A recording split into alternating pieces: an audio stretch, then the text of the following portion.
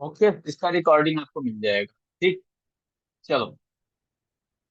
Okay, we will begin.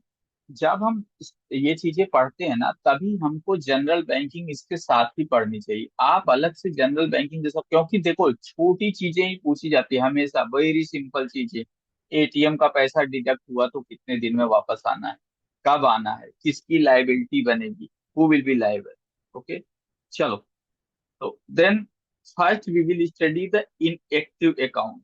Inactive account का मतलब क्या होता है? किसी को बताना हो तो बता सकता है इनएक्टिव अकाउंट। काफी टाइम से यूज नहीं करा अकाउंट को। काफी टाइम। कितने टाइम से? 3 मंथ से। नहीं नहीं, 3 मंथ, 3 मंथ तो हम लोग का ही कुछ अकाउंट है, हम नहीं यूज करते। Three No month transaction inactive. for 12 months, sir. Yes yes yes. Specially 12 month means 1 year. हाँ, ठीक है, चलो। आज अगर 1/1/2025 को कोई अकाउंट ओपन हुआ, तो वो कब इनएक्टिव होगा? When it will be inactive. अभी आपको बताना है, मैं ऑप्शन लिख रहा हूँ। 2/1/2025 और 1/2026 कर लो। 1/1/2026 और नन ऑफ दीज लिख दो बस। ये दो ही ऑप्शन है आपके पास। एक को। दो। दो को सर। दो। हाँ। 2 तारीख को। एक दो एक तारीख छब्बीस को। को। नो, दो हाँ, तारीख सर। After completing 1 years। तो 2 तारीख क्यों हो रहा है मेरे हिसाब से। देखो जो डिफिनीशन है ना, if there is no transaction transaction for 1 year और मोर। वाह। हम्म। ओके, तो फॉर 1 ईयर का मतलब क्या होता है? जब भी ऐसा 1 ईयर आए, एनिवर्सरी याद रखो। इसकी एनिवर्सरी कब पड़ेगी? अपनी शादी की एनिवर्सरी अगर 1 तारीख को है, तो 2 तारीख को मनाते हो क्या, 1 साल पूरा होने पे? नहीं होता, 1 तारीख को ही होता। भाई, बर्थडे भी उसी तारीख को मनाते हैं ना। हम्म। ठीक है, तो सेम डेट एनिवर्सरी याद रखो, दिमाग में आपको एनिवर्सरी बनाना है। ओके, तो जो एनिवर्सरी की डेट होगी, उस डेट को एज ऑन ईओडी। ठीक है, बैंक का जब उस दिन का ईओडी होगा, तब तक कोई कस्टमर इंड्यूस्ड कस्टमर इंड्यूस्ड मतलब ऐसा ट्रांजैक्शन जो कस्टमर ने किया हो। ठीक है, ऐसा इनिशिएटिव। ट्रांजैक्शन जो कस्टमर ने किया हो, वो ट्रांजैक्शन या कस्टमर की इंस्ट्रक्शन हो, नहीं हुआ है तो that account will be classified as inactive. अभी कोई कंफ्यूजन है किसी को? Anyone is having any confusion? आगे बढ़े? Yes sir. Sir yes sir. Hello. चलो चलो। सर। यस। सर अभी एफडी का मंथली इंटरेस्ट आ रहा है उसमें। हाँ, तो वो डोरमेट नहीं होगा ना सर। सी सी सी सी सी। उसी अकाउंट का अगर इंटरेस्ट आ रहा है, नहीं वो नहीं, उसी का नहीं सर, एफडी का। उसी पर्सन का एफडी का सेविंग में मंथली इंटरेस्ट आ रहा है sir. Yes yes yes, that is the customer induce transaction. Okay. Yes sir. Okay, लेकिन देखो अगर उसी सेविंग अकाउंट का उसी में आ रहा है, तो that is not customer induce और वो इनएक्टिव हो जाएगा। Okay, yes sir. समझ में आया? Yes sir. Yes sir. अच्छा, ऐसा क्यों है? क्योंकि जो एफडी का इंटरेस्ट आ रहा है, उसमें कस्टमर ने लिख के दिया है कि मेरा ट्रांजेक्शन, मेरा पैसा इस अकाउंट में डालना है, तो दैट इज कस्टमर इंड्यूस। क्यों? क्योंकि इसको इस अच्छा, उस अकाउंट में पैसा डालने के लिए बैंक ने डिसाइड किया या कस्टमर ने बोला है? कस्टमर ने बोला सर। तो yes, bank sending bank instruction कभी जैसा भी। हो गया sir. Yes, that is like an instruction. But see, if the same interest of the same account is being credited, then it is not a customer induced. Okay, okay sir. समझ में आया? Yes sir. Yes sir ठीक है। आया। Okay, अच्छा, अगर question में कुछ बताया ही नहीं हो, क्वेश्चन में कुछ नहीं बताया हो और बोला हो the account has is receiving the interest credit in its account after 1 year, or at the completion of 1 year it will be treated as inactive or not, then yes. Okay, अगर कुछ नहीं बताया है तो हम ये मानेंगे कि उसी अकाउंट की बात हो रही है जिस अकाउंट के बारे में कहा जा रहा है, अलग से कोई इंटरेस्ट नहीं आ रहा है। ठीक है, यस सर। सी। ओके। नाउ, अच्छा चलो एक क्वेश्चन मैं पूछता हूँ। कस्टमर को कुछ नहीं पता था, कस्टमर का अकाउंट आज इनएक्टिव होने वाला था। ठीक, आज उसके अकाउंट में 500 रुपए का नेफ्ट कहीं से आया और कस्टमर को पता ही नहीं है। ठीक है, कस्टमर को नहीं पता कहाँ से आया है। ओके, तो ये अकाउंट इनएक्टिव रहेगा या एक्टिव हो जाएगा? जल्दी एक्टिव जल्दी हो टाइम। जाएगा। एक्टिव हो जाएगा sir. Yes, very good. Active हो क्योंकि जाएगा। यस, क्योंकि बैंक ये मान के चलेगी कि जो भी चीजें ट्रांजेक्शन हो रही है बैंक में, all transactions are having consent of customer, okay, until you specifically search for it। अच्छा, अगर कस्टमर आ करके ये बोलता है कि मेरा अकाउंट ये 500 रुपया डेबिट करके वापस कर दो, मेरा पैसा नहीं है, तो ये अकाउंट बताओ इनएक्टिव रहेगा या एक्टिव रहेगा? एक्टिव ही सर। अभी तो वापस कर दिया ना। तो भी सर एंट्री तो होगी ना सर, एक्टिव रहेगा सर। को एंट्री से ट्रांजेक्शन नहीं तो हो गया सर मतलब। उसमें। एक्टिव ही रहेगा सर। यस यस, क्यों? क्योंकि अब तो एकदम एक्टिव हो जाएगा, क्योंकि एक्टिव ही आपको रहेगा। कस्टमर कस्टमर की कंसेंट दे रहा है ना इंस्ट्रक्शन अभी मिल सर। गई। यस, ओके, तो कस्टमर की इंस्ट्रक्शन मिल गई, अब तो ये full and final active account हो गया है। ओके ओके, चलो आगे चलते हैं, आगे चलते हैं हम डोरमेंट अकाउंट पे। डोरमेंट अकाउंट क्या होता है?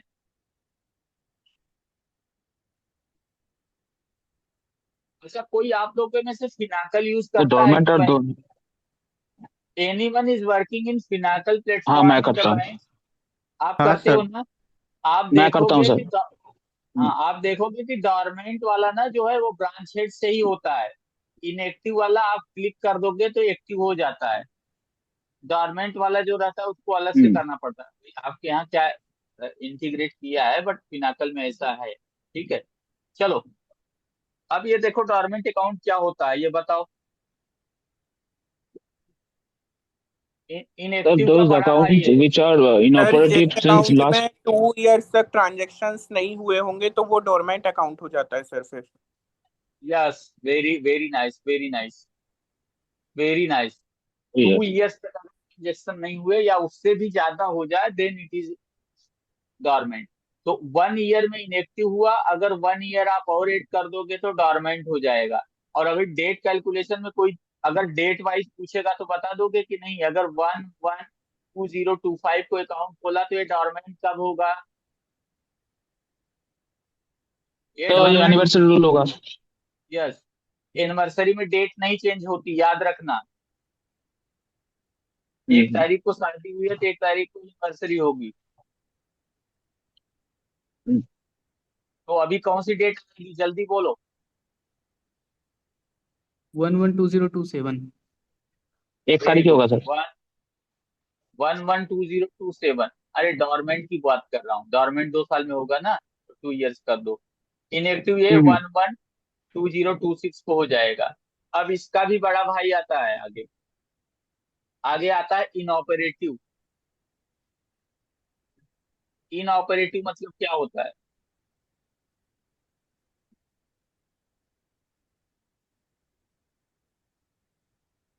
Sir after 10 years, for 10 years। Sir sir inoperative तो सेम तो डोरमेंट सर। सी सी सिमिलरली है डॉर्मेंट और इनऑपरेटिव बक, लेकिन आगे दिया हुआ है कि अगर आपको 1 ईयर इसमें ऐड कर दो तो वो इनऑपरेटिव। डॉर्मेंट अगर 1 ईयर और रहे तो इनऑपरेटिव हो जाता है। Okay, if hmm. It is dormant for 1 year then it is inoperative. Okay, NPA का कॉन्सेप्ट पढ़े हो? सब स्टैंडर्ड, डाउटफुल, हाँ सर। डाउटफुल, हाँ, सिमिलर वैसा ही है 1 ईयर। अभी तक क्या इनएक्टिव अकाउंट सबसे ज्यादा बार पूछा गया है, और डॉर्मेंट भी पूछा गया है। इनऑपरेटिव तो नहीं पूछा गया है अभी तक, लेकिन ये पूछा जा सकता है कि इनऑपरेटिव कब हो। अच्छा, अभी डेट कैलकुलेशन अगर डेट वाइज कभी पूछा नहीं, अगर पूछेगा तो आप लोग बता लोगे या नहीं? बता देंगे सर। ओके, ठीक है, आगे हम चलते हैं। इसका जो सबसे ज्यादा बार एग्जाम में इनएक्टिव और अनक्लेम्ड पूछा गया है, ठीक है। तो अनक्लेम्ड अकाउंट क्या होता है, अनक्लेम्ड डिपॉजिट क्या होता है, इसके बाद हम इस सर्कुलर डिस्कस करेंगे और फिर आगे चलेंगे। अनक्लेम्ड अमाउंट जो 10 साल तक इसमें से कोई भी कस्टमर इंड्यूस ट्रांजेक्शन्स नहीं हुए हो sir. Yes, 10 years. Okay, right. सबको, एवरीवन इज एग्रीड और not? Agree, sir. Yes, yes sir. Yes sir, agreed. चलो चलो, एक चीज मैं पूछता हूँ उसके बाद बताना। ओके, एक चीज मैं पूछता हूँ तो फिर ये पता चलेगा कि भाई इट इज क्लियर। और सी, अगर कोई एफडी मैच्योर हो रही है 10 ईयर्स में, एफडी मैक्सिमम कितने ईयर्स की बन सकती है पता है? ये 10 क्वेश्चन ईयर की। पूछा जा चुका है। 10 10 ईयर ईयर की की। ना। अच्छा, अच्छा। आज हम अगर 1/1/2025 को एफडी ओपन करें, if we are yes sir. Opening FD at 1/1/2025 for longest period, then 1/1/2035 it will mature. Okay, yes sir. but it is 10 years, तो ये तो अभी अनक्लेम्ड हो जाएगा ना। नहीं नहीं सर, ये मैच्योर होने के बाद 10 साल गिने जाएंगे sir. Yes, yes. Maturity, saving account में कोई मैच्योरिटी जैसा नहीं होता, क्योंकि वो डिमांड डिपॉजिट होती है। तो सेविंग अकाउंट का लास्ट ट्रांजेक्शन जो होता है वहां से हम्म। 10 years, saving account other deposit last transaction से 10 ईयर्स, फिक्स डिपॉजिट या अदर डिपॉजिट अकाउंट में, टाइम डिपॉजिट अकाउंट में मैच्योरिटी से 10 ईयर। Okay, yes sir. और उसको बोलते हैं अनक्लेम्ड बैलेंस। करेक्ट, ठीक है। यस। इतना इतना पढ़ने के बाद अब आपको ये सर्कुलर पढ़ने पे आना। Okay, once you have studied this, then you need to come here. Okay, annual review क्या करना है? ठीक है, एनुअल रिव्यू क्या करना है कि bank are required to conduct annual review of accounts. अब अगर ये क्वेश्चन पूछता है what are the period of review for the direct DBT transfer for inoperative account, तो this is the annual review. ठीक है, एनुअल रिव्यू बैंक को करना है कि ये जो अकाउंट्स हैं, जो अकाउंट्स में कस्टमर इंस्ट्रक्शंस लास्ट 3 ईयर्स में नहीं आई या 1 ईयर्स में नहीं आई, inactive is also included in this. Okay, तो बैंक को ये करना है कि एनुअल रिव्यू करना है direct benefit transfer. C,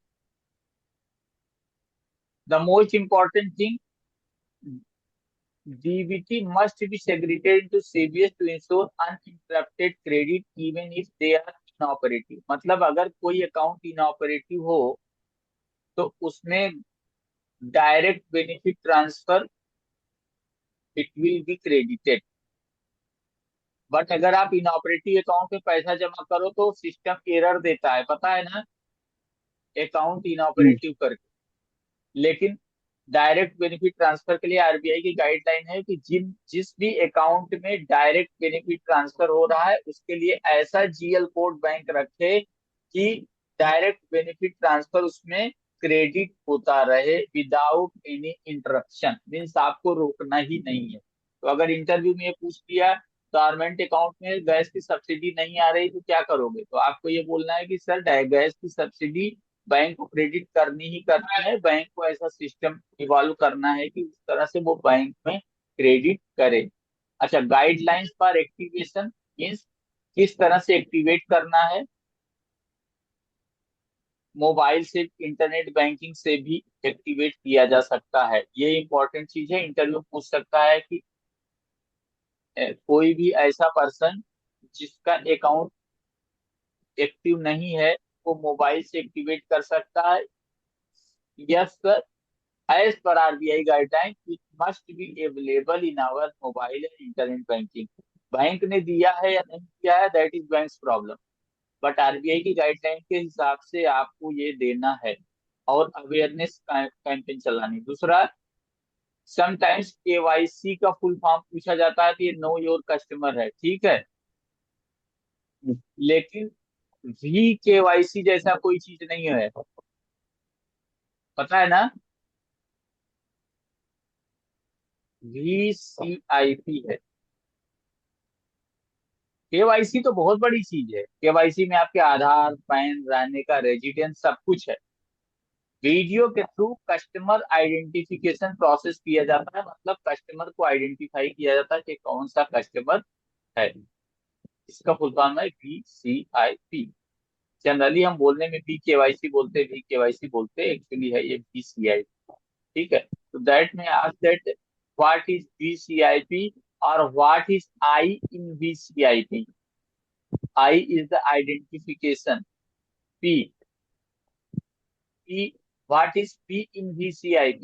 That is process, not the person। इस तरह से Okay. आपका ये सर्कुलर का फर्स्ट पार्ट जो है खत्म हुआ है।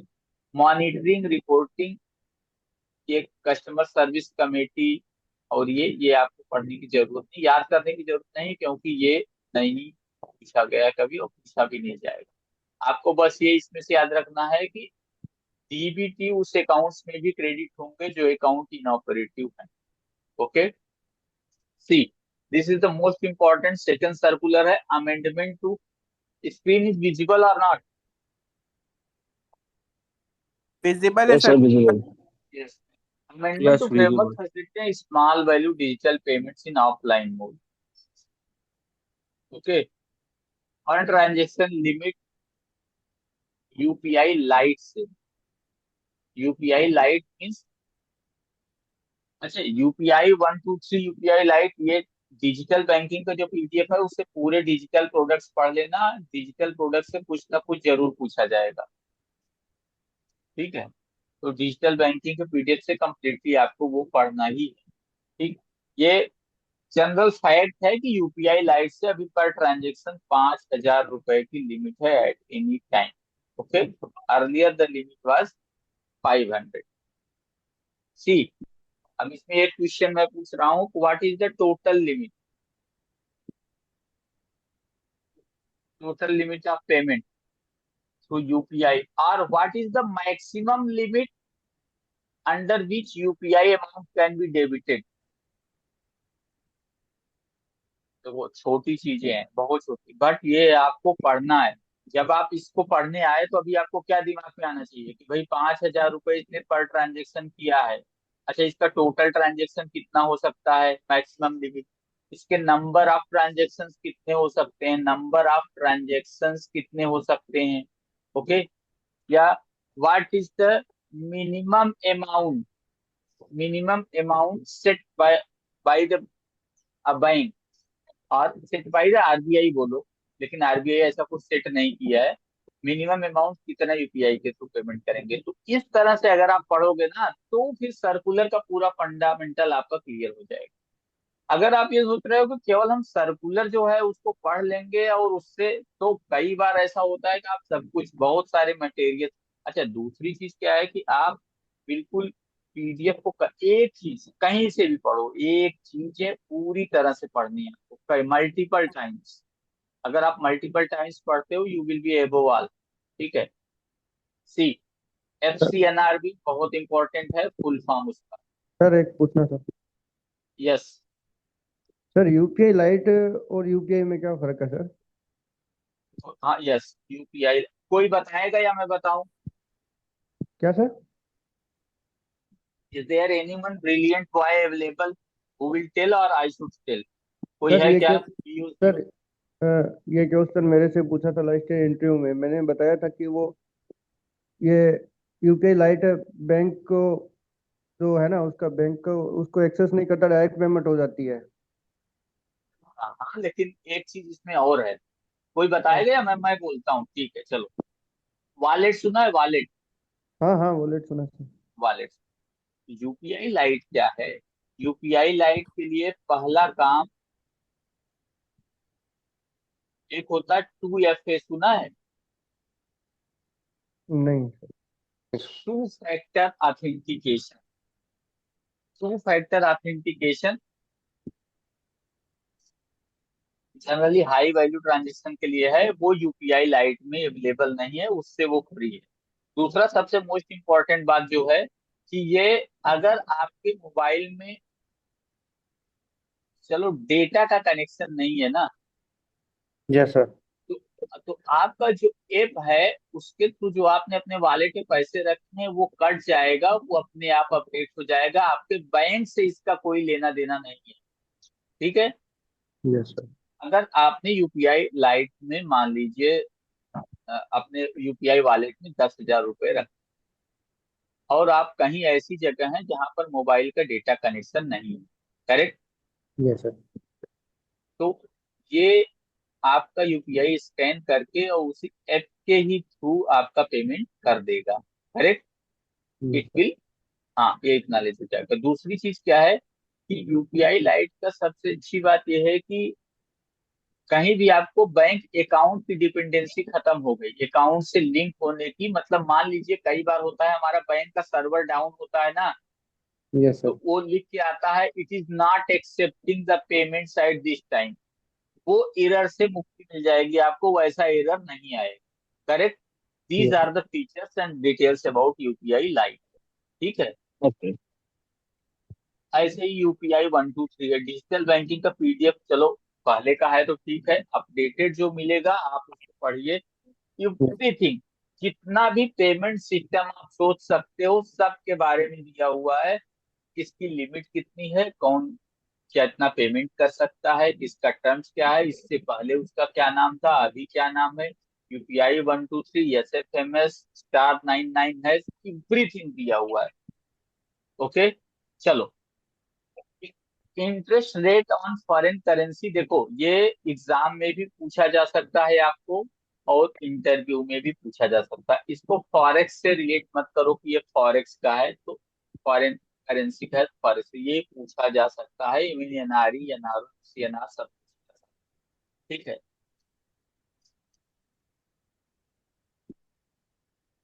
FCNR-B का इंटरेस्ट रेट जो है वो क्या है? तो FCNR-B के जो अकाउंट है उनके मैक्सिमम कितने पीरियड के लिए ओपन कर सकते हैं?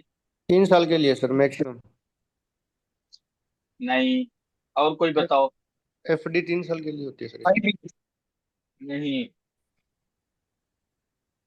अरे स्क्रीन सामने है, भी गलत बता रहे हो। 5 years ना। यस, मिनिमम वो 3 इयर्स मिनिमम है। हमें लग रहा है आप मिनिमम बता रहे थे क्या? नहीं नहीं सर, मैं तो ऐसा था, कंसेप्ट ऐसा दिमाग में था कि 3 साल तक एफडी होती है इनकी मैक्सिमम। नहीं नहीं नहीं नहीं, एनआरई अकाउंट की। 5 साल से ज्यादा नहीं, नहीं हो सकती। अगर 5 साल की है तो आपको उसको क्लोज करना है और उसके बाद फिर से न्यू ओपन करना है। तो लेस देन 3 इयर्स, अच्छा इसमें एक वर्ड आ रहा है ARR, इसका मतलब पता है?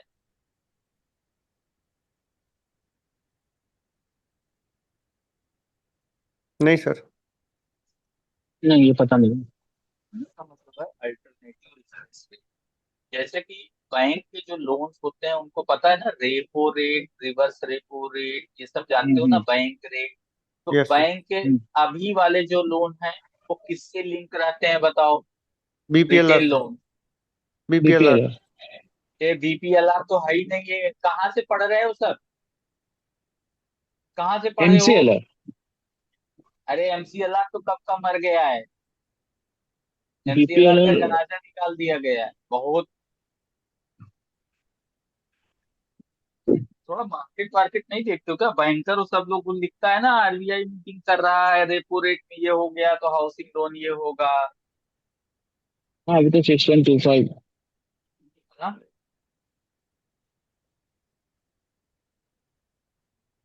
चलो मैं बताता हूँ। ओके, सयन, सयन दास, हाँ सर बोलिए।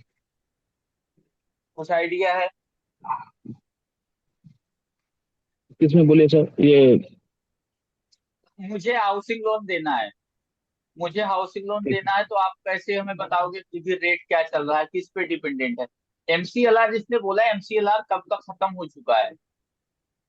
हाँ मैं नहीं मुझे लग बोला रहा सर। है अक्टूबर 2016 या कुछ के अराउंड ही सर्कुलर आया था आरबीआई का कि एमसीएलआर नहीं हो गए।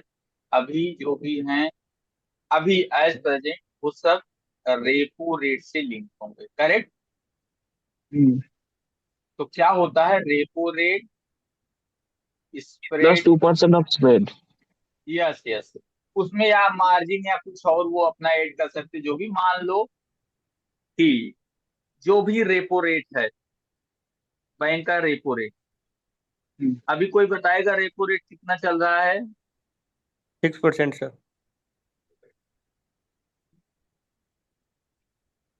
करेक्ट है? 6% सर।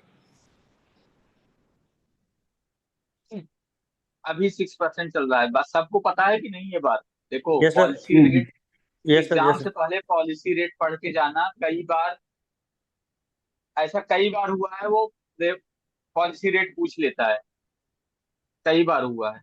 और स्पेशली अगर जुलाई में एग्जाम हो रहा है तो ये मान के चलो पूछ लेगा, क्योंकि उस टाइम कोई ऐसा पॉलिसी रेट का चेंज ऐसा रहता भी नहीं है आसपास। ठीक है, 6% है, प्लस बैंक को अगर अपना कुछ खर्चा पानी जो भी निकालना है, प्रॉफिट लेना है, लॉस लेना है, उस पे वो अपना स्प्रेड लगाती है। चलो मैं ये मान रहा हूँ, इस तरह से ये हो गया रेफरेंस रेट। हर बैंक जो है रेपो को रेफरेंस मानती है, मतलब 6% तो मिनिमम आपको लोन इंटरेस्ट देना ही देना है। ओके, हाँ समझ में? क्योंकि वो बैंक का रेफरेंस रेट। अच्छा, रेपो रेट क्या होता है ये सबको पता है कि? अब देखो सर्कुलर पढ़ने का तरीका मैंने क्या बताया। जैसे ही आपके दिमाग में ये पड़ा एआरआर क्या है, आपने पढ़ा और आपको एक टर्म मिला एआरआर, आपको मिला ARR alternative reference rate, any alternative reference rate. तो आपको फिर आइडिया लगना चाहिए और में क्या ले होता है रेफरेंस रेट। ओके, लोन्स में क्या होता है, उसका क्या होता है, तो रेपो क्या होता है, रिवर्स रेपो क्या होता है। ठीक है, रेपो क्या होता है कोई बता सकता है क्या? रेपो, बैंकिंग, वैसे मुझे कहना नहीं चाहिए, दैट इज द रीजन कि मैं बहुत सारे बच्चों को स्पेशली सर पेड वैसे अगर भी बैच में, बैंक बोरो करती है सर आरबीआई से। ये तो कॉन्सेप्ट हटा ही दो दिमाग, सही है, ठीक है, ठीक है, करेक्ट है, बट ये दिमाग से हटा दो। मैकेनिज्म समझो, रेपो क्या होता है। चलो हम एक नई चीज बताते हैं, आज आपका रेपो रेट क्लियर कर देते हैं। रेपो होता क्या है ये समझ, तो आपको समझ में आएगा ना कि रेपो हर जगह हो सकता है, ये आरबीआई से रिलेटेड नहीं है। रेपो क्या, इसमें तीन चीजें हैं। आर, दिख रहा है ना? ठीक है, री, री का मतलब क्या होता है? अगेन। ठीक है, हिंदी में बोले तो फिर से। पी का मतलब है परचेज, मतलब री का खरीदना। मतलब हो गया फिर से, पी का मतलब परचेज मतलब खरीदेंगे, ऑप्शन मतलब फैसिलिटी, हमारे पास ये ऑप्शन है। ठीक है, इसको बोलते हैं रीपरचेज ऑप्शन। रीपरचेज ऑप्शन लेकिन का मतलब, चलो अब मैं बताता हूँ। जैसे मान लीजिए आपकी एक बैंक है, देखो ये इसका टाइमिंग है, और ये मीटिंग अगर डिस्कनेक्ट हो गई तो देन फिर से मैं शेयर करूंगा link, but it is may be possible कि डिस्कनेक्ट हो जाए तो फिर से ना हो, but we will continue till it is not disconnected. तो ठीक है, जल्दी से हम रेपो देख लेते हैं क्या होता है, ये देखो। चलो, एक ये बैंक है, बैंक के पास क्या क्या चीजें रहती हैं? कैश रहता है, ठीक है, और क्या रहेगा? कैश जैसा सिक्योरिटी। कुछ सिक्योरिटी रहती है, हम्म, सिक्योरिटी रहती है, करेक्ट। हम्म, सिक्योरिटी का मतलब क्या होता है? तो बॉन्ड्स होता है, गवर्नमेंट बॉन्ड्स होता है।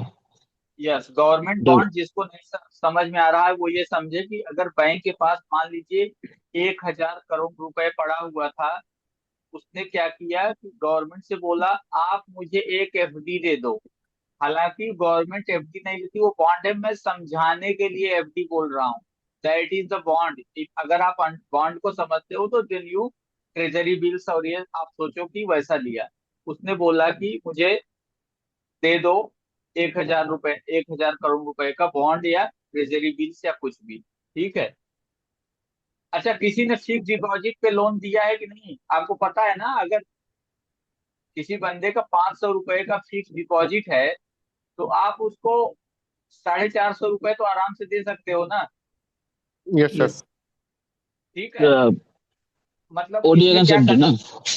यस, इसमें वो क्या करता है, वो बंदा आपको एफडी दे देता है, अपनी रसीद इंडोर्स करके, पीछे आप असाइनमेंट लगवा लेते हो, ठीक है, यस सर। यस और सर। साइन करा लेते हो, और उसको पैसा दे देते हो 450, करेक्ट। हम्म, हाँ चलो, सर। हाँ, उसका काम पूरा हो गया, और 3 महीने बाद वो आया, उसका सर आप जो 450 रुपए दिए थे ना, वो मुझसे वापस ले लो, और मुझे अपनी एफडी वापस दे दो, करेक्ट।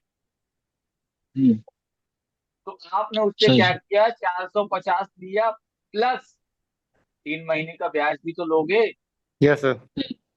जो भी ब्याज हुआ, चलो मान लो हमने कहा 20 रुपए ब्याज हो गया, तो 470 आपने दिया, इसको वापस दे दिया, ठीक है।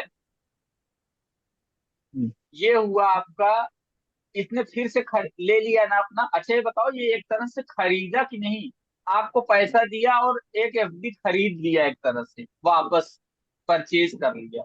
अगर हम हाँ। थोड़ा लॉजिकल ना हो करके सिंपल टर्म्स में समझे, एक बार इसने एफडी बेच दी बैंक को, कितने में? 450 रुपए में। दूसरी बार उसने एफडी खरीद ली 470 रुपए में, करेक्ट। किसी को हम्म, कोई दिक्कत है क्या? No sir. ये समझ, हाँ, नहीं सर, समझ ठीक गया। है। हाँ, इसमें इसने क्या किया, रीपरचेज किया, क्योंकि कस्टमर के पास ऑप्शन था, करेक्ट। हम्म, समझ में आया? हाँ सर। यस।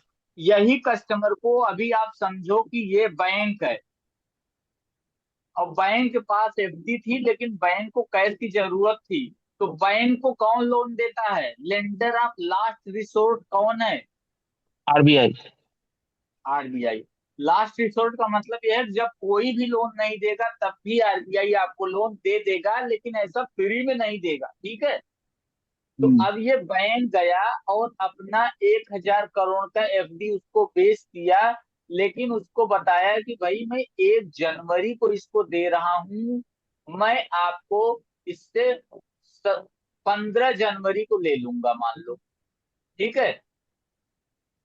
हम्म, तो ये, अब अच्छा, ये बताओ, अगर इसने 1,000 करोड़ का दिया और पूरा 1,000 करोड़ इसने ले लिया इससे, अब जब ये देगा तो इस आरबीआई इंटरेस्ट भी तो लेगा ना? इंटरेस्ट लेगा या नहीं? लेना लेगा। तो आरबीआई जो इंटरेस्ट लेगा उसी को बोलते हैं रेपो रेट। क्यों? क्योंकि इसने इंटरेस्ट का कुछ परसेंटेज लगाया, इसलिए इसको रेट बोलते हैं। और ये जो पूरा काम हुआ, बैंक ने पहले अपनी एफडी बेच दी आरबीआई को, फिर खरीद ली, उसको बोलते हैं रेपो। क्यों? क्योंकि उसने कहा कि मैं 15 दिन बाद इसे वापस ले लूंगा। कस्टमर अगर इसमें बता देता है भाई मैं 15 दिन के बाद वापस ले लूंगा, एक तरह से ये भी रेपो ट्रांजेक्शन है। अभी सबको रेपो समझ में आ गया क्या? हाँ sir.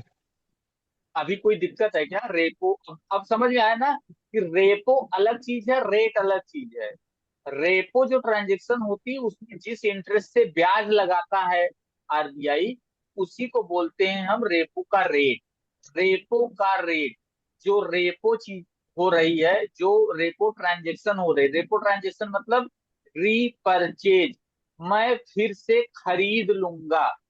Okay, I will purchase it again, correct, उसको बोलते हैं repo transaction, correct. Are okay sir. पहले उसने 1,000 करोड़ का एफडी आरबीआई को दिया, कहा कि भाई 15 दिन में मैं खरीद लूंगा, आरबीआई ने इसको फिर बेच दिया। इसके बीच में जो इंटरेस्ट लगा, जिस जिस रेट ऑफ इंटरेस्ट से उसने दिया, उसको बोलते हैं रेपो रेट। अच्छा ये बताओ, तो इसका मतलब ये क्या है, क्या केवल आरबीआई ही रेपो रेट दे सकता है क्या? नहीं, क्योंकि नहीं सर। रेपो यस, रेपो हर ट्रांजेक्शन का अलग हो सकता है रेपो। अगर वो बैंक के बीच में रेपो है, मतलब एक बैंक ने दूसरे बैंक को सिक्योरिटी बेची और फिर बताया कि मैं खरीद लूंगा, तो वो इंटर बैंक रेपो हो गया, करेक्ट। करेक्ट। आरबीआई ने दिया तो इसको हम लोग इंडिया में रेपो रेट बोलते हैं या पॉलिसी रेपो रेट बोलते हैं। इसी को बोला जाता है reference rate for, specially for all retail loans. Okay, ठीक है, आगे बढ़े। हाँ सर। चलो, ठीक है। एफसीएनआर डिपॉजिट मैक्सिमम 5 साल के लिए बनती हैं, 1 से 3 साल के लिए अलग इंटरेस्ट है और 3 से 5 साल के लिए अलग इंटरेस्ट है, लेकिन मैक्सिमम लिमिट रिस्ट्रिक्टेड है। इंटरेस्ट की, इंटरेस्ट देने की मैक्सिमम लिमिट रिस्ट्रिक्टेड है बाई आरबीआई, मतलब इससे ज्यादा आप इंटरेस्ट रेट नहीं दे सकते हो। ऐसा क्यों किया पता है? नहीं तो बैंक में फॉरेन करेंसी को लेने की होड़ मचेगी और सब ऐसे अनयूजुअल इंटरेस्ट रेट देने लगेंगे कि अपनी पूरी इकोनॉमी गड़बड़ हो जाएगी। क्यों? क्योंकि जब ग्लोबल मार्केट में रूपी गड़बड़ होगा तो ऑटोमेटिक ट्रेड पे भी इफेक्ट आ जाएगा, ठीक।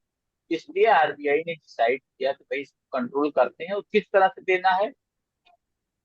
अगर, चलो, alternative, overnight alternative reference rate, ठीक है। देखो, माइबॉर हो गया, मुंबई इंटर बैंक, ठीक है, ऑफर्ड रेट, ठीक है, सोफर हो गया, सोनिया हो गया। लाइबॉर अभी इंडिया में बैन है, London inter bank offer rate, ठीक है। अच्छा, सब में इंटर बैंक रहेगा, क्यों? क्योंकि ये बैंक के बीच में जो डील होता है उसका रेट है, तो इसमें से कोई भी एक रेट बैंक पकड़ सकता है, और उससे 400 बेसिस पॉइंट मतलब कितना परसेंट हुआ? 4% से। यस, 400 बेसिस पॉइंट मतलब 4%। 1% को अगर 1% को अगर 100 पार्ट में डिवाइड कर दो तो उसको बोलते हैं 1 बेसिस पॉइंट। अच्छा अच्छा। ओके, तो 400 बेसिस पॉइंट मतलब 1 से 3 साल का है।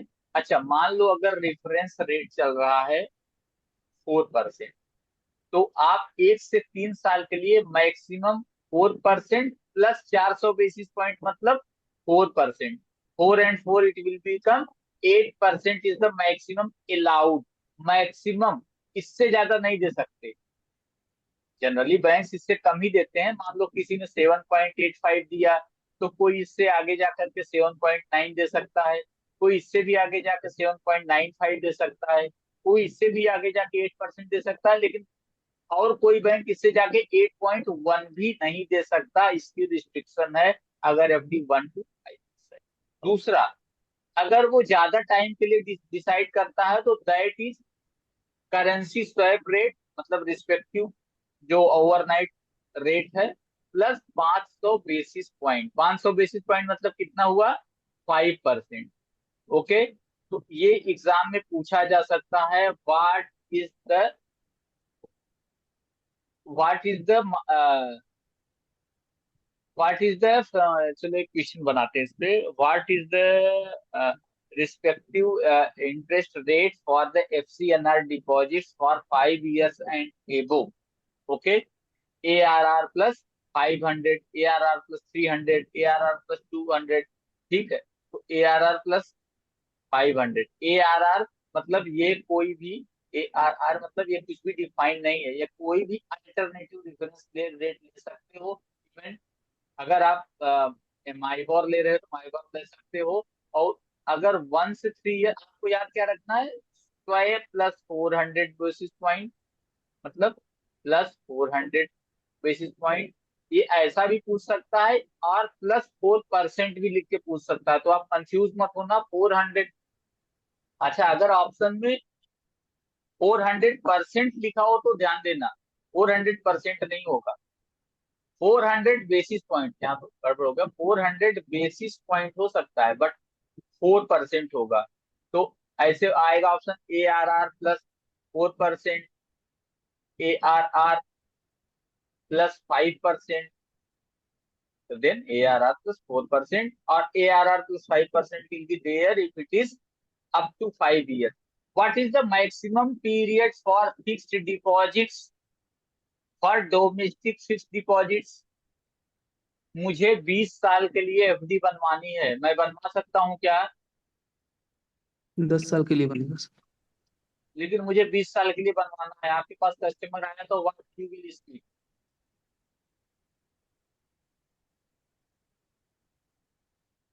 तो ऑटो रिन्यूअल आपको मोड में बोलना है कि डाल, भाई 10 साल के लिए बनवाओ, ठीक है, और ऑटो 10 साल रिन्यूअल। के बाद फिर से ऑटो रिन्यूअल, मतलब आपको फिर से डॉक्यूमेंट देना है। ऑटो रिन्यूअल मतलब फिर से डॉक्यूमेंट आपको साइन करना पड़ेगा।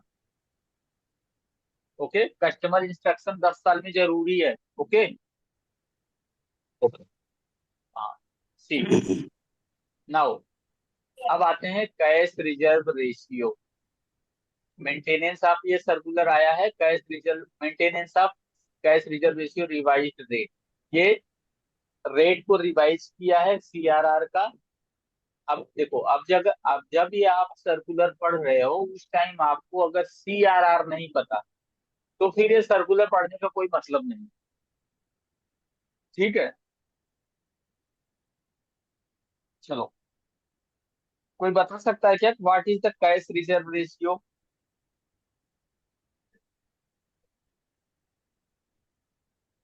तो कैश रिजर्व रेशियो वो होता है कि जो बैंक को RBI के साथ जो एक minimum percentage of cash volume maintain करना पड़ता है।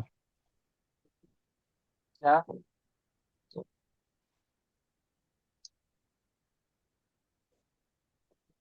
देखो, मैं एक चीज बताऊंगा, whenever you are studying, जब भी स्टडी कर रहे हो, देखो अभी तो अपने को क्या है, अभी SBI CBO के लिए हमें बहुत तेजी से पढ़ना पड़ेगा क्योंकि जुलाई में एग्जाम शेड्यूल्ड है, तो मतलब बहुत जल्दी खत्म करना है। लेकिन प्रॉब्लम क्या होती है कि जब हम पढ़ते हैं ना, तो हम जैसे एग्जाम खत्म हुआ हम बैठ जाते हैं और उसके बाद अगली नोटिफिकेशन का इंतजार करते हैं, जब नोटिफिकेशन आता है तो फिर पढ़ते हैं। इस प्रोसेस में आप कभी सेलेक्ट नहीं होगे सही से। By any chance if you are selected, that's good. Further knowledge अगर साउंड हो तो बहुत सारे क्वेश्चन जो आपको नहीं भी आ रहे हैं ना, आप अपने रीजनिंग के थ्रू सही कर लोगे कि ये चीजें तो देखो रिलेटेड है CRR से, तो इसलिए ये ऐसा का तो कॉन्सेप्ट नहीं है, ऐसा लगता है नहीं हो सकता, इस तरह से। अच्छा, दूसरी चीज क्या है, अगर स्पेशली आप पब्लिक सेक्टर में हो, बैंक का प्रमोशन एग्जाम और ये दे रहे हो, तब तो आपको बहुत अच्छे से पढ़ना चाहिए क्योंकि उसमें चीजें काफी जाती हैं। चलो हम देखते हैं CRR क्या होता है। अच्छा, CRR का सेक्शन क्या है? ये क्वेश्चन पूछा जा चुका है, SBI में भी पूछा जा चुका है और ये GBO में तो पता नहीं कितनी बार पूछा है। What is the section? Section of cash reserve ratio, और under which act cash reserve ratio is defined?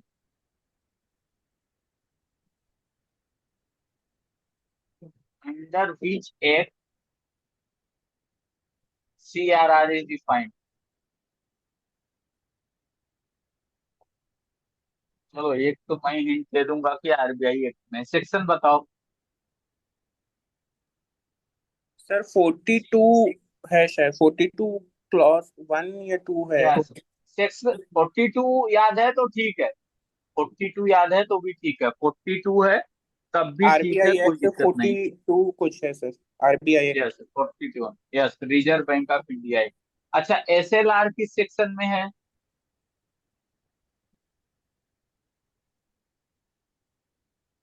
24। हाँ, हु इज आंसरिंग?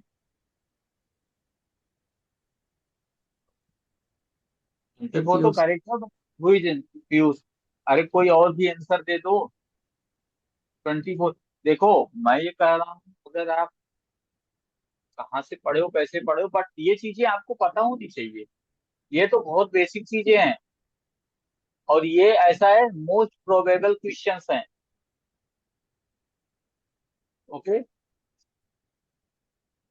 एक और वो नहीं, क्योंकि ये रेगुलर मॉनेटरी पॉलिसी हो गई, हो गई, इसके थ्रू होता है, तो इसमें जो भी सेक्शन आते हैं वो पूछे जाते हैं। देखो, याद रखने का तरीका देख लो। देखो, याद रखने का तरीका सुनो, और ये दिमाग में हमेशा के लिए आपके बैठ जाएगा। ठीक है। इतना तो याद रखना पड़ेगा आपको कि कैश रिजर्व रेशियो जो है ना, CRR, ये RBI से रिलेटेड, ये तो सबको पता है ना। Everyone knows that CRR is hmm, related to RBI. You need to put the cash with RBI. Okay. Yes. Hmm, Okay. RBI और बैंक में बड़ा कौन है, तगड़ा कौन है? RBI बैंक में मजबूत कौन है? RBI का बैंक कुछ बिगाड़ सकते हैं क्या? कुछ प्रॉब्लम कर सकते हैं? नो, बट RBI बैंक को प्रॉब्लम कर सकता है। RBI is the most powerful. ठीक है। तो 42, और इसी का उल्टा होता है 24। तो जो मोस्ट पावरफुल है वो बड़ा होगा, तो 42 होगा RBI के साथ। तो RBI एक्ट में क्या होगा? CRR। करेक्ट। करेक्ट। समझ में आया या नहीं? Yes sir. हाँ? हाँ सर, आया है। देखो, देखो, 24 है छोटा, छोटा कौन होता है? बैंक। बैंक्स। तो बैंक के साथ हो जाएगा SLR। SLR छोटा होता है। अब याद हो जाएगा कि नहीं, ये बैंक एक्ट है या उसका एक्ट है RBI का? करेक्ट। इस तरह से याद रखो हम्म, कि 42 है, 24 है, कभी कंफ्यूज होगा ना। तो ये तो याद रहता है कि CRR का मतलब है cash with RBI, cash and cash equivalent with RBI, specially cash. It is the cash. ठीक है। NDTL का। और SLR क्या होता है? With banks. वो बैंक अपने पास रखते हैं NDTL का। ठीक। लिक्विडिटी। चलो। हाँ। अभी डिस्कस करते हैं ये CRR होता क्या है, और इसका काम क्या है, और मेंटेनेंस ऑफ CRR। अच्छा, अभी कैश CRR कितना चल रहा है, किसी को आइडिया है?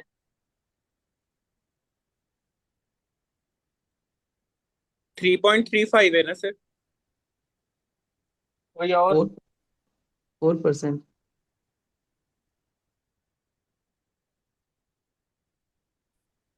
कैश चार रिजर्व रेशियो परसेंट है। कितना? 4%। 4%। दिसंबर में क्या नाम है उनका? RBI गवर्नर का नाम बताओ। संजय मल्होत्रा। ये मल्होत्रा। मल्होत्रा। हाँ। संजय मल्होत्रा। संजय संजय मल्होत्रा। मल्होत्रा। ये कब बने? दिसंबर दिसंबर में 24 ये। में। हाँ। यस, तभी बन गए थे। 11 दिसंबर। हाँ, इन्होंने कैश रिजर्व रेशियो कम कर दिया। ठीक है। Cash reserve ratio 0.2। अच्छा, ये बताओ, ये कैश रिजर्व रेशियो कम करने से बैंक को फायदा होगा या नुकसान होगा?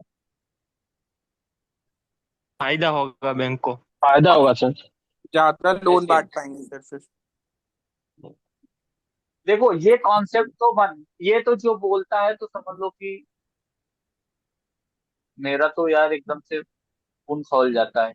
सही बात है, बट इसका जो जो मेन फंडा है वो बताओ। ये सही बात है, बैंक को ज्यादा पैसा मिलेगा लोन बांटने के लिए, करेक्ट। बट बैंक को एक अलग फायदा होगा। मतलब अगर वो लोन ना भी बांटे तब भी उसको फायदा होगा।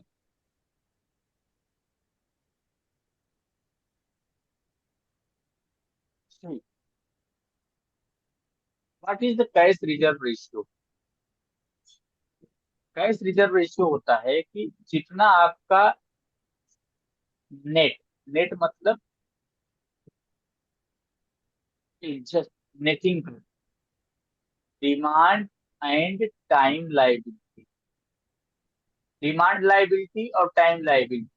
चलो, सेविंग अकाउंट में अगर कुछ पैसा है उसको आप डिमांड लाइबिलिटी में कर सकते हो, लेकिन आपको पता होना चाहिए कि आरबीआई की गाइडलाइन है कि इसको डिमांड और टाइम में ब्रेक करो। हम इसको यहाँ पर ये नहीं देख रहे, हम केवल इसको डिमांड लाइबिलिटी मान रहे हैं। और ये कह रहे हैं कि आपकी जो टाइम लाइबिलिटी है, चलो वो भी 100 रुपए की। तो डिमांड लाइबिलिटी आपकी 1000 रख लो, सही रहे कैलकुलेट करने में, 1000 करोड़, और टाइम लाइबिलिटी हम रख ले रहे हैं 2000।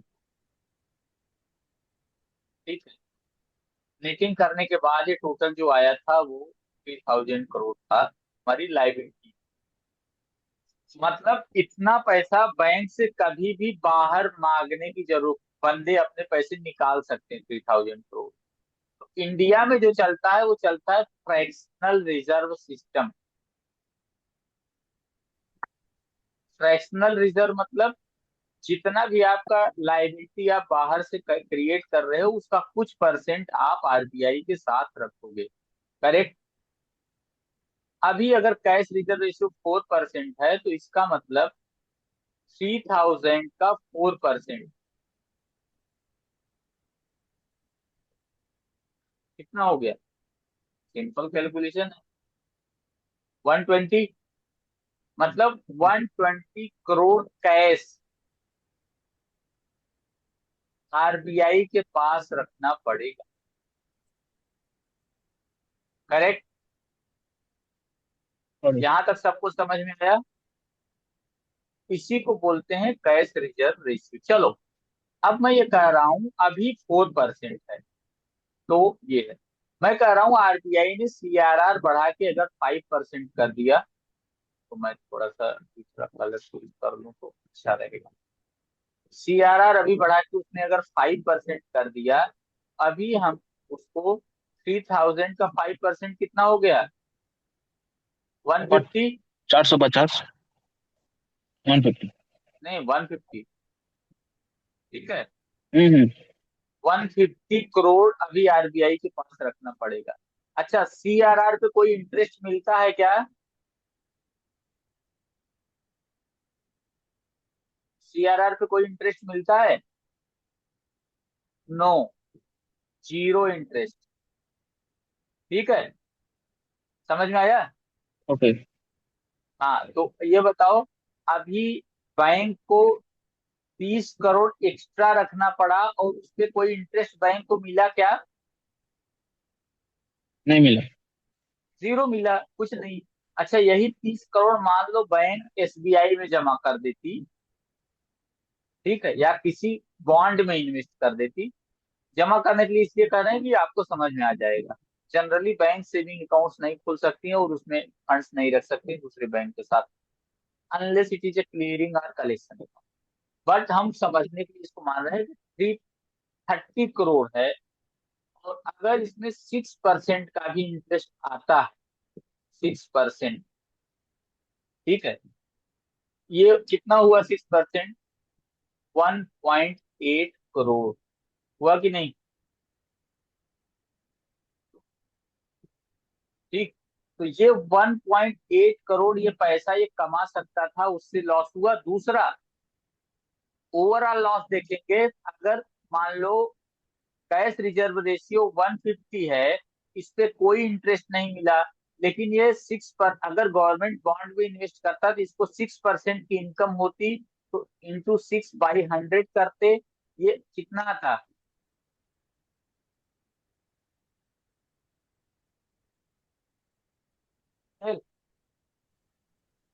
6% कितना होगा नाइन इसका? नाइन नाइन 9 करोड़ से 9 करोड़। 9 करोड़ ना। तो मतलब बैंक को 9 करोड़ का लॉस हुआ कि नहीं? हम्म। हाँ। हाँ, समझ में आया? जी सर। समझ, हाँ, करेक्ट। ओके। हम्म। अब अच्छा, कैश रिजर्व रेशियो अब कम करने से बैंक को फायदा होगा, ये समझ में आया कि नहीं? हाँ हाँ समझ गया में। समझ। ओके। लेकिन बैंक को इससे भी ज्यादा लॉस होगा, पता है कि नहीं? 150 करोड़ ये कस्टमर का पैसा है। 150 करोड़ ये कस्टमर का पैसा है।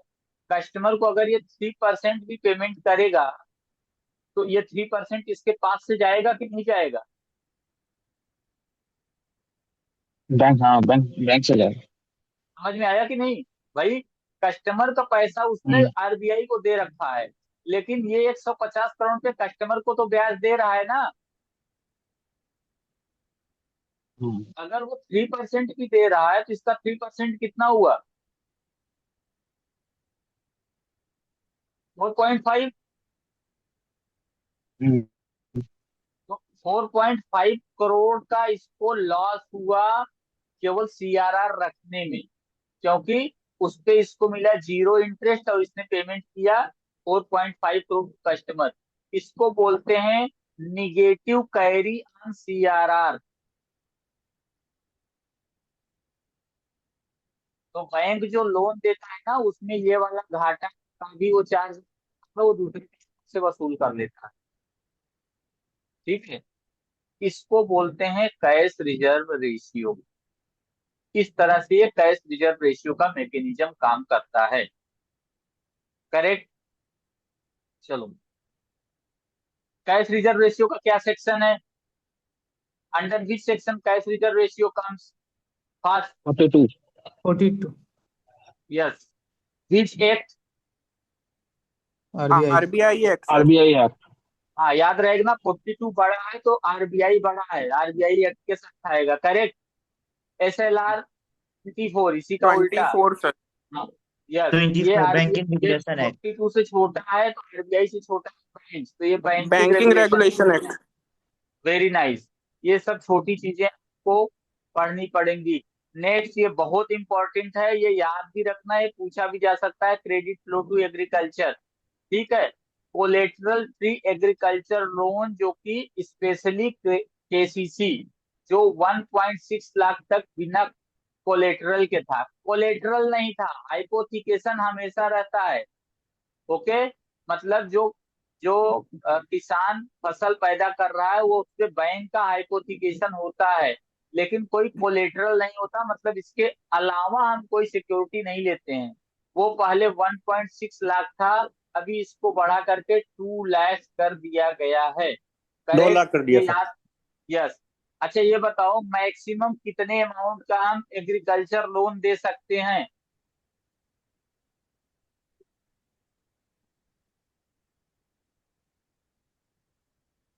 कितने भी अमाउंट का दे सकते हैं? ठीक है।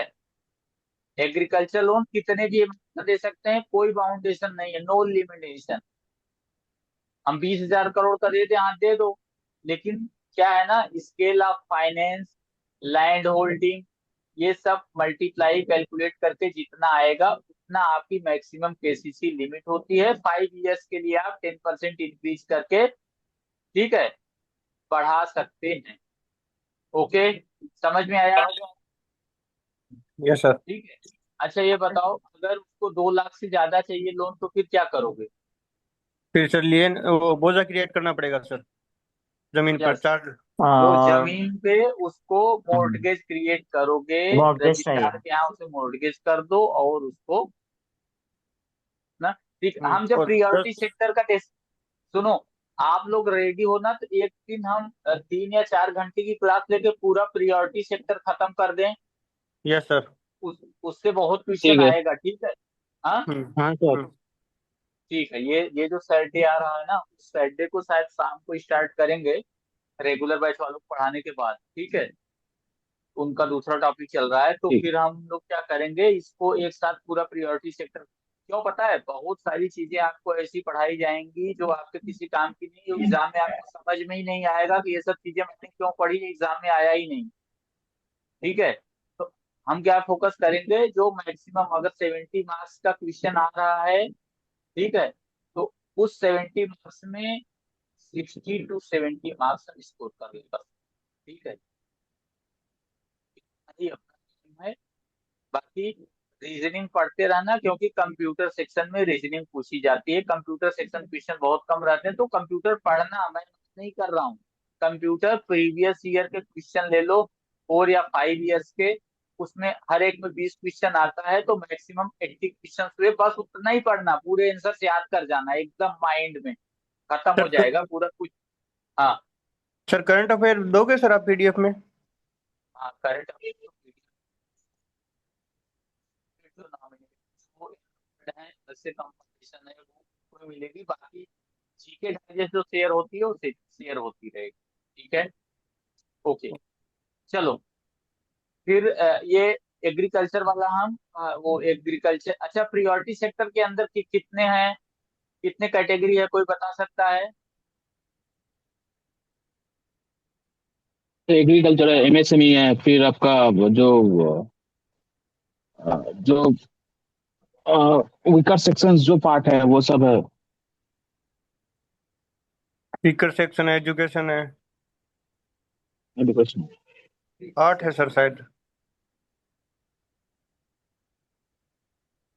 Yes, very correct.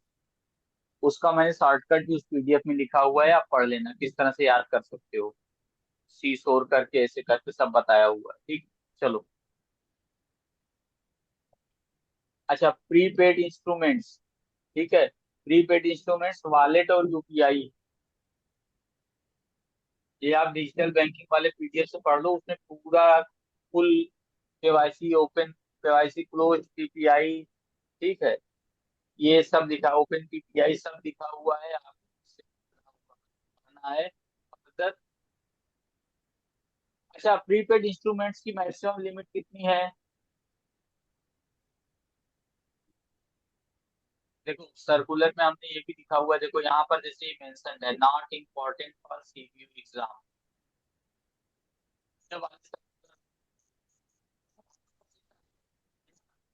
ऊपर वाले जो सर्कुलर जैसे हेजिंग प्राइस ऑफ गोल्ड, ये नहीं आपके लिए इम्पोर्टेंट नहीं, ये वाले सर्कुलर जो कंपैरिजन है पीडीएफ में, ये वाला नहीं पढ़ना है। वो सर्कुलर के जस्ट जैसे reporting platform for transaction undertaking hedge price of gold, ये आपके लिए इम्पोर्टेंट नहीं है, ये आपको नहीं पढ़ना।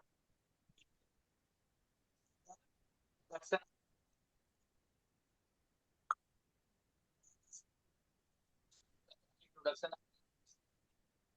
इसको बता सकता है क्या कि सर्कुलर आया था तो हर बैंक में बहुत सारा चीजें चेंज होने चालू हुआ था, ये किस लिए है? मैं आगे नहीं बढ़ रहा हूँ इसीलिए, किसी को आइडिया है क्या? Yes sir. हाँ, बताओ जरा। बेनिफिशियरी बैंक का अकाउंट सर, उसमें नाम सर पॉपअप कर जाता है, वो ऑटोमेटिक फेच कर लेता है नाम सर उसमें से लुकअप यस करने के यस बाद। यस। अच्छा, ये कैसे हुआ था वो पता है? सर, ये ये क्या सर हम हुआ लोग का था? जो होता है वो टास्क। हाँ, जैसे मान लो एसबीआई पैसा भेज रहा है पीएनबी में, ठीक, हम्म। तो पीएनबी का उसने बैंक का नाम दे, अकाउंट लिख दिया और कस्टमर का नाम लिख दिया। मान लीजिए कस्टमर का नाम लिख दिया मनोज कुमार और अकाउंट नंबर लिख दिया 1 2 3 4 5 नहीं 6। सर, आईएफएससी कोड कंपलसरी है सर। हाँ, आईएफएस कोड मान लीजिए PUN करके लिख दिया, अकाउंट नंबर लिख दिया हाँ। ये। अच्छा, आपको पता है ना, इसने आईएफएस कोड दिया, अभी ब्रांच तो फिक्स हो गई, अकाउंट नंबर अगर इसने मान लीजिए 6 लिखना था, इसने 6 की जगह 8 कर दिया, तब भी ये पैसा क्रेडिट हो जाएगा। इस इसके नाम से कोई मतलब ही नहीं है। ठीक है, आप अगर करेक्ट अकाउंट नंबर और आईएफएससी, करेक्ट अकाउंट का नंबर तो मतलब उस ब्रांच में अगर वो अकाउंट नंबर है, तो आपने अगर वो बेनिफिशियरी क्रेडिट हो नंबर जाएगा। गलत भी दिया है तो अभी वो state through process until very high amount हो, और आपको एक बार चेक करना पड़े। एक जो काम करते जो नेफ्ट आरटीजीएस अप्रूवल में है, उन्हें पता है कि एक लिमिट के अंदर सभी ट्रांजेक्शन, और कई बैंकों ने तो पूरा एसटीपी कर दिया है, चाहे कितना भी बड़ा अमाउंट हो वो पूरा ही क्रेडिट हो जाता है। वो नाम मैच करने का अपने यहाँ कोई सिस्टम नहीं है। अगर किसी बंदे से अकाउंट नंबर में गड़बड़ हो गया और दूसरे अकाउंट में चला गया, मान लो एसबीआई की ब्रांच है या किसी और ब्रांच वहां से 1000 किलोमीटर दूर है, अब वो परेशान होता रहेगा, जाएगा अगले बैंक में, बैंक वाला बोलेगा हाँ मैं मेल कर रहा हूँ, वो कर रहा हूँ, क्योंकि बैंक के पास भी ऐसा सिस्टम नहीं है ना। वो अपने आरटीजीएस सेल को मेल करेगा, फोन करेगा, फिर वो उस बैंक के आरटीजीएस सेल है उससे बात करके, इसके बीच में कस्टमर, क्योंकि मोबाइल बैंकिंग और जैसा जितना है, वो बहुत सारे पैसे निकाल के ट्रांसफर कर लेगा। बाद में अगर वो ब्लॉक कर पाया नहीं कर पाया तो इसको देखने के लिए आरबीआई ने गाइडलाइन दी कि जो बैंक हैं वो अपने इन बैंक के स्विच से भी कनेक्टेड रहेंगे, तो जैसे ही आप पीएनबी का अकाउंट नंबर डालोगे एसबीआई में, तब भी वो पीएनबी वाले का नाम दिखा देगा। समझ में आया? मतलब अगर उसने मनोज कुमार लिखा है, अकाउंट नंबर गलत हुआ तो नाम भी चेंज हो जाएगा। अब अगर उसकी किस्मत एकदम ही खराब हो कि दूसरा अकाउंट भी चेंज हो गया और नाम भी मनोज कुमार है, तो तो फिर उसने कोई बहुत बड़ा पाप किया है, ठीक है, और उसकी सजा मिल रही है। अब उसमें हम इंसान तो कुछ नहीं कर सकता। ठीक, तो ये चीज ठीक है। चलो, तो ये आरबीआई ने गाइडलाइन दी है। अच्छा, इसमें पूछा क्या जा सकता है? इसमें ये पूछा जा सकता है कि भाई ये गाइडलाइन कब से इफेक्टिव होगी। ठीक है, बाकी और कुछ इसमें पूछने लायक नहीं, लेकिन ये है कि ये चीजें डिटेल्स आपको पढ़नी है, क्योंकि अभी क्या है, जो सीबीओ का पेपर आ रहा है वो बहुत सिंपल आ रहा है। किसी भी माइंडसेट, जब भाई एनी चांस मुझे ही मौका मिला तो ऐसा पेपर बन सकता है कि आपको समझ में ही नहीं आएगा भाई ये चीज पढ़ा तो था, लेकिन ये चीज थी कहाँ पे। ठीक है, तो जब भी ये पढ़ो ना, तो अगर इम्पोर्टेंट नहीं लिखा है, आपको लेंदी लग रहा है, तो की चीजें, की वर्ड, जैसे विजिबिलिटी क्या है, बेनिफिशियरी ऑन इंटरनेट और मोबाइल बैंकिंग, इवन आप अगर इंटरनेट बैंकिंग से भी ट्रांसफर करोगे तब भी आपको उसके बेनिफिशियरी का नंबर दिखेगा। ओके, समझ में आया? ठीक है। अच्छा, इन अब देखो इसमें एक वर्ड आया एनपीसीआई। अब एनपीसीआई पूछ लेगा, तो एनपीसीआई के बारे में भी आपको पढ़ लेना है। इस तरह से आपका फुल फ्लेज प्रिपरेशन होता चला जाएगा। Correct, full fledge. ठीक है, देखो ये नीचे हमने लिखा हुआ है ना, not important for CBO exam, ये दिख रहा है कि नहीं? क्या हाँ। ये कौन सा सर्कुलर है? Summary of prudential treatment on government डेब्ट रिलीफ स्कीम्स। ओके, तो गवर्नमेंट डेब्ट रिलीफ स्कीम्स इसमें इम्पोर्टेंट नहीं, क्योंकि इसमें ऐसा कुछ दिया ही नहीं है। जब हम लोग प्रियोरिटी सेक्टर पढ़ेंगे ना, पढ़ेंगे तो उसमें डिस्ट्रेस्ड फार्मर्स का कैसे रिस्ट्रक्चरिंग करना है, ठीक है, वो गाइडलाइंस ऑलरेडी उसमें इंक्लूडेड है। तो ये अगर आप नहीं भी पढ़ोगे तो कोई इश्यू नहीं है और कोई दिक्कत नहीं आने वाली। ठीक है, लोन का सेटलमेंट कैसे करना है, ये करना है, तो ये हमारा सिस्टम खत्म हो गया। टाइमली एग्जीक्यूशन, और ये पढ़ लेना कि ये स्कीम जो है 45 टू, मतलब डिस्ट्रेस फार्मर जो है बेनिफिट के लिए जो स्कीम है वो 45 to 60 डेज में अमेंड हो जाएगी। यही एक चीज इसमें इम्पोर्टेंट है। तो और दूसरी चीज कि हम जब प्रियोरिटी सेक्टर पढ़ेंगे तो उसमें डिस्ट्रेस वाला ऑलरेडी पढ़ेंगे, तो हमें कोई दिक्कत नहीं। ठीक है। अच्छा, सैटरडे को अगर आप लोग का कोई प्लान है ना, तो वो प्लान थोड़ा सा कैंसिल रखना। और अभी जब तक एसबीआई का एग्जाम होने वाला है या जब तक एसबीआई का एग्जाम हो रहा है, तब तक आप थोड़ा पार्टी से, रिश्तेदारों से, इवन दोस्तों से भी अगर दूर रहोगे तो आगे आने वाली जिंदगी आपकी सही हो जाए। अगर आप एसबीआई में ये जर्नी स्टार्ट करते हो और वेरी अर्ली एज, तो आप really you will go very high. और एक बार बैंकिंग में ऐसे घुसने के बाद ना, बहुत सारे ऑप्शन मिलते रहते हैं। आप ऐसा नहीं कि यहीं पे रुकोगे, 1 2 3 कुछ नहीं है, उसके बाद मेन जर्नी स्टार्ट होती है। तो वो चीजें आपको करते रहनी है और पढ़ते रहनी है। ठीक है। And Sahil and use, if possible, अगर पॉसिबल हुआ तो मैं अगला बैच रखूंगा। बट अभी क्योंकि टाइम नहीं है तो मैं कुछ नहीं कर सकता कि अगला बैच ही है। But better most of time अगर मैं जो फ्री को पढ़ा रहा हूँ तो वो बहुत सारी मेजर चीजें मैं कवर करूंगा। अच्छा, एंजॉय हुआ? आपको समझ में आया, मजा आया इस लेक्चर में कि नहीं? यस सर, यस सर, क्यों? Yes, sir. एकदम और ये सर, अच्छा, नाइस अच्छा सेशन। ये, एकदम सर। हाँ ये पता चला ना कि आपको यार पढ़ना कैसे है ना, यही सर्कुलर भी पढ़ने का तरीका पता चला ना, कि उसमें जो कीवर्ड बहुत सारे आ हाँ रहे सर। हैं ना, वो आपके आपके जनरल बैंकिंग से रिलेटेड है। ठीक, तो वो हमें टेंशन नहीं लेना, हमें उसके साथ ही पढ़ते रहना है। और इस समय थोड़ा सा सफर करोगे अपने आप को, मुझे हो सकता है आप लोग बैंक में जॉब कर रहे हो या अगर प्राइवेट सेक्टर में हो तो रियली बहुत पेनफुल है, क्योंकि वो खून निकाल लेते हैं, आप कुछ नहीं कर सकते। ठीक है, तो इस समय अपने आप को थोड़ा सा बर्न करो, अपने आप को जलाओ। क्यों? कुछ भी हो जाए आपको 3 आवर्स निकालने ही निकालने हैं। दूसरी चीज रीजनिंग के लिए बता रहा हूँ, रीजनिंग के लिए ऐसे ही पढ़, देखो एक चीज मैं अपने बारे में बता दूं, आज तक मैं कोचिंग पढ़ा भले रहा हूँ आपको, लेकिन मैंने खुद कभी कोई कोचिंग नहीं करी। ठीक है, मैं आपको अपना एक्सपीरियंस बता रहा हूँ कि आपको पढ़ना कैसे है। सी, अभी अगर देखो पढ़ने का दो तरीका होता है। एक तो वो होता है कि एक बंदा जब वो प्रिपरेशन तैयार चालू करता है तब वो फिर से वो किताब खोलता है और फिर से वही क्वेश्चन और वही उसकी कॉन्सेप्ट और थ्योरी पढ़ना चालू करता है और वो कुछ नहीं कर पाता है। दूसरा होता है, एक बंदा होता है वो सॉल्वर होता है। सॉल्वर मतलब उसने एक बार कॉन्सेप्ट जो पढ़ा हुआ है वो ज्यादा से ज्यादा मैक्सिमम क्वेश्चन सॉल्व करता है। आप क्वेश्चन से प्रैक्टिस बनाओ। तो आपको करना क्या है, 5 इयर्स के PO prelims, not more than that. PO prelims से ऊपर नहीं पढ़ना, नहीं पढ़ना, नहीं पढ़ना। मेंस का क्वेश्चन करना ही नहीं है आपको। ध्यान में दिमाग को घुसल 5 साल के पेपर रीजनिंग के पूरी तरह से आपको रट जाने चाहिए, स्पेशली 2 वेरिएबल पजल। करेक्ट। और सिंपल, सबका फिक्स है।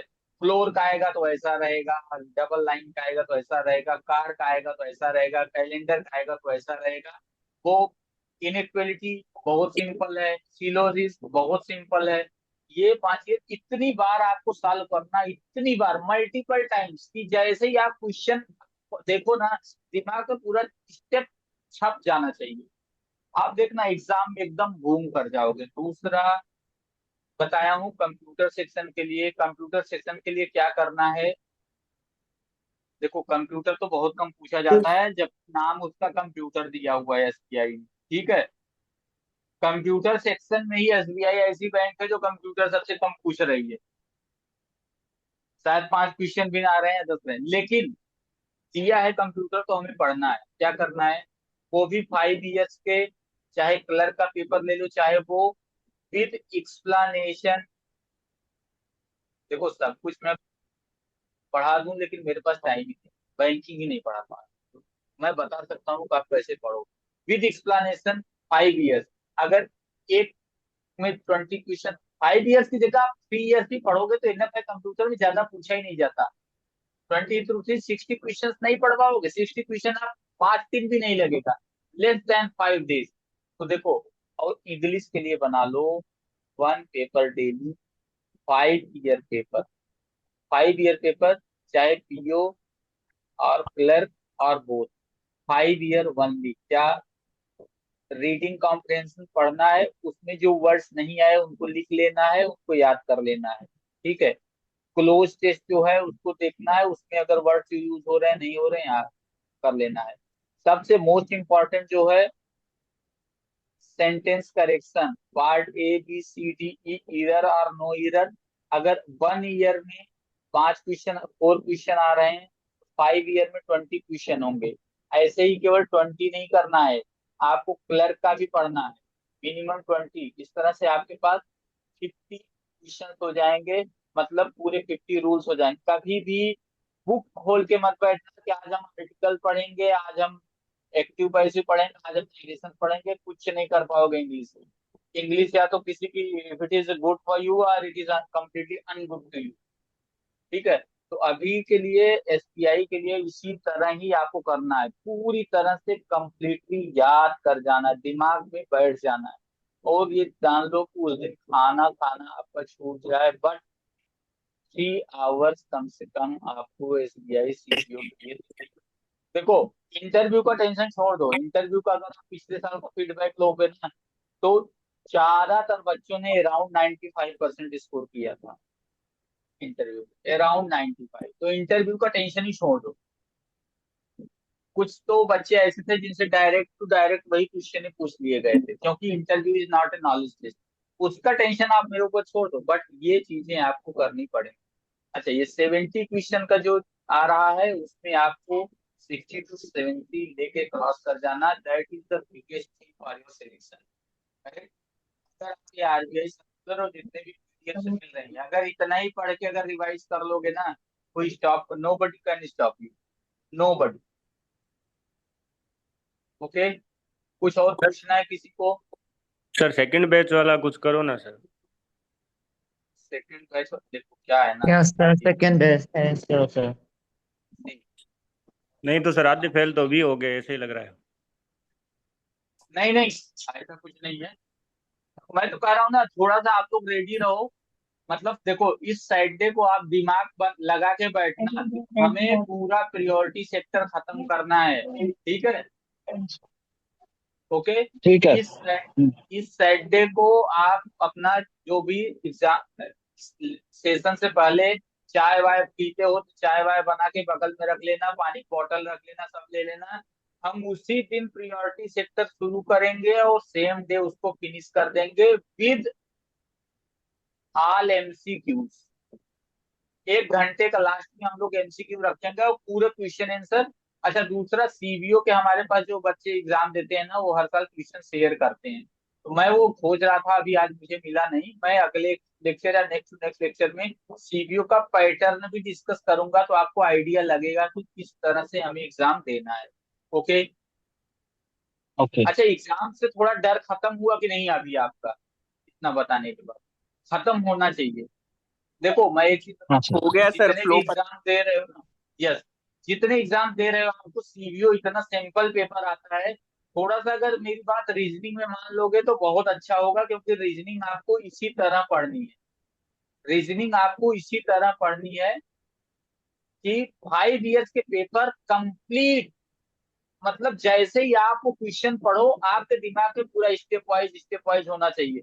यहाँ तक कि जैसे अगर 2 वेरिएबल का पजल है, जैसे ही वो क्वेश्चन पढ़ो तो आपको समझ में आ जाए, अच्छा ये केस बना था, ये वाला केस कैंसिल हो गया था, ये वाला था, ओके, ऐसे ऐसे करके ये करके कर लेंगे, खत्म। अच्छा, दूसरी चीज, बिल्कुल भी टेंशन, देखो सेक्शनल कट ऑफ जैसा कुछ नहीं है, निगेटिव मार्किंग नहीं है। अभी क्या चाहिए? घर पे जाके नौकरी दे दे एसबीआई, इससे सिंपल कहीं नहीं हो सकता। और ये बेस्ट चांस है, एसबीआई में बेस्ट चांस नहीं है था आपके घर पे सर। जाके। ठीक है, इससे बेस्ट कुछ। अच्छा, दूसरी चीज, मैं एक चीज बता रहा हूँ, ओवर यूट्यूब, क्योंकि यूट्यूब ऐसा प्लेटफॉर्म है, आप इधर उधर स्क्रॉल करते हो, ठीक है? एसबीआई सीबीओ में ऐसा करने से पास हो जाओगे, ऐसा करने से फेल हो जाओगे, ये कर लो, जस्ट ट्रिक एसबीआई के लिए 50, ये सब बंद कर दो। जब तक एसबीआई की एग्जाम है, आपको केवल स्टडी मटेरियल और किसी की स्ट्रेटेजी नहीं, कोई स्ट्रेटेजी नहीं होती कंपटीशन की। कंपटीशन की एक ही स्ट्रेटेजी है कि जितना मैक्सिमम मेहनत कर सको, that is well and good.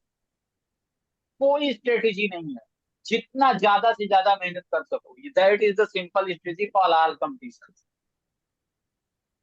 ठीक है, वैसे ही करना, मैं आपको दिखाऊंगा। मैं उससे पहले जब भी, आज से अराउंड 3.5 इयर्स पहले, मैंने सीनियर मैनेजर वाला एग्जाम दिया था। 20 मार्क्स का इंग्लिश का पेपर था, 90 मार्क्स है। 90 मार्क्स है, मतलब देखो, इंग्लिश के लिए बता रहा हूँ ना, आप एक दिन में कभी भी वर्ड पावर नहीं तैयार कर सकते, गारंटी। इवन आप 5 महीने में नहीं तैयार कर सकते, कभी नहीं। वो रेगुलर आप पढ़ते रहोगे, धीरे धीरे वो इनकलकेट होती है। लेकिन सेंटेंस करेक्शन, ये सब ये चीजें अगर आपको याद है 50-60, उसी से रिलेटेड आता है, आप समझ जाओगे किस पार्ट की गलती है, समझ जाओगे। एग्जाम में मार्क्स उससे आता है कि एग्जाम के टाइम आपका दिमाग किस तरह से बिहेव कर रहा है। कुछ लोग बहुत पढ़ के जाते हैं, वहां हैंग हो जाता है दिमाग, कुछ नहीं कर पाते। ठीक है, तो इस तरह से अपना, हम लोग इस सैटरडे को अपना खाली होके बैठना, अपकमिंग सैटरडे को, if good if fine, around 5 से 6 के बीच में हम स्टार्ट करेंगे और रात 9 से 10 बजे के बीच में खत्म करेंगे कंप्लीट प्रियोरिटी सेक्टर। किसी को कोई दिक्कत है क्या? नहीं सर। No sir. No sir. हाँ हाँ, अच्छा, कहीं जाना है या कहीं कुछ बनाए हो तो कैंसिल कर देना, because career is more important than your plan and your commitment. यहाँ हम सैटरडे को चलेंगे तो वहाँ पार्टी कर देंगे। देखो, अगर अच्छी जगह सेलेक्ट हो जाओगे, लाइफ अपने आप ही एक पार्टी बन जाएगी। नहीं तो जो कर, आप लोग खुद ही काम कर रहे हो, आपको पता होगा एसबीआई में नो डाउट काम आपको बहुत करना पड़ेगा, बट आपको टेंशन नहीं रहेगी, आप फ्रीली काम करो, कोई कुछ टेंशन नहीं। ठीक है, कोई नहीं कहा आपका मूड ऑफ है, आपको कोई गाली दे रहा है, मिसबिहेव बात कर रहा है, आप उसको काउंटर गाली दे दो, काउंटर आर्गुमेंट कर लो, कोई कुछ नहीं पड़ेगा। But this is not available in private sector. कोई काम करने के लिए नहीं आ रहा है अभी, काम तो प्राइवेट गवर्नमेंट बैंक में मुझे as a branch manager I was going every day, every day. अभी तो ट्रेजरी में हूँ तो कोई दिक्कत नहीं है, but when I was branch manager I do not think कि कोई ऐसा सैटरडे संडे नहीं था जिस दिन मैं ब्रांच या रिकवरी पे नहीं गया। तो ठीक है, करना पड़ता है, बट क्या है ना, कोई मिसबिहेव नहीं कर सकता। If anyone is misbehaving with me, मुझे कुछ बोल रहा है, I can also argument with him, क्योंकि लड़ाई करना नहीं सही होता, लेकिन समटाइम्स ऐसा होता है आपका सेल्फ रिस्पेक्ट जो है ना, आपको बाद में सोचना होता है यार इसको जवाब दे देना चाहिए था, ये गलत किया, इसको जवाब, तो ऐसा है, ऐसा मिलेगा आपको। तो ये आपकी मेहनत पे डिपेंडेंट है। ठीक, थोड़ा सा अपने आप को चलाओ, सब लोग बोलेगो सर सेलेक्ट हो गया, आप बताओ क्या करना है। ठीक है, एंजॉय करोगे ठीक है लाइफ सर। में। ओके, जरूर तो सर, हम वैसे लोग, ही करेंगे। हाँ, ओके, मेहनत करो। और जितना भी वो है, कुछ भी पीडीएफ या कुछ अलग से चाहिए ना, व्हाट्सएप पे टेक्स्ट करो। अच्छा, दूसरी चीज, if you are texting me over WhatsApp, तो ये मान लो कि हो सकता है उस दिन नहीं मिले तो नेक्स्ट डे तक श्योर शॉट मिलेगा, इफ आई एम इन नहीं होगा ड्यूटी अरे, बट रिप्लाई आपको मिलेगा। Better to text over WhatsApp. Okay, okay sir. हाँ, तो फिर हम अभी ये सेशन बंद करें। अच्छा, हाँ सर। इसका रिकॉर्डिंग हम शेयर कर देंगे as the link over YouTube. जब भी आपको इसमें जो भी लगे कि इसको फिर से सुनना चाहिए या देखना चाहिए, क्या बताया था, तो आप इसको रिफर कर सकते हो। ओके, ठीक है, ठीक है। Okay okay sir, sir. Saturday thank you को sir. Without fail thank you join sir. करना। Thank you, हाँ, sir. सैटरडे को विदाउट फेल ज्वाइन करना। Thank you, thank you, thank you. Okay, most okay sir. Welcome. अच्छा, पढ़ाई करो, कोई दिक्कत है मैसेज करो, टेक्स्ट करो, बस पढ़ाई करो। जितना बताया उतना पढ़ोगे, you will get top rank undoubtedly. Don't worry, my commitment, you will undoubtedly will. अच्छा, दूसरी चीज एक मैं बताऊं, ऐसे मुझे कहना नहीं चाहिए बट कह रहा हूँ, आप सबने मेरी क्वालिफिकेशन देखी क्या? Yes sir. हाँ सर, देखा है। यदि आपको लगता है क्या कि मुझसे ज्यादा क्वालिफाइड कोई यूट्यूब या कहीं इंस्टीट्यूट के बैंकर्स को पढ़ा रहा है? No sir. तो फिर टेंशन क्यों ले रहे हो? मैं जो बता रहा हूँ उतना आएगा। ठीक है, यू सी। अच्छा, इसमें कई सारा ऐसा है ना जो मैं लिख ही नहीं पाया हूँ, क्योंकि ये फिर 3 पेज में हो जाएगा। ठीक है,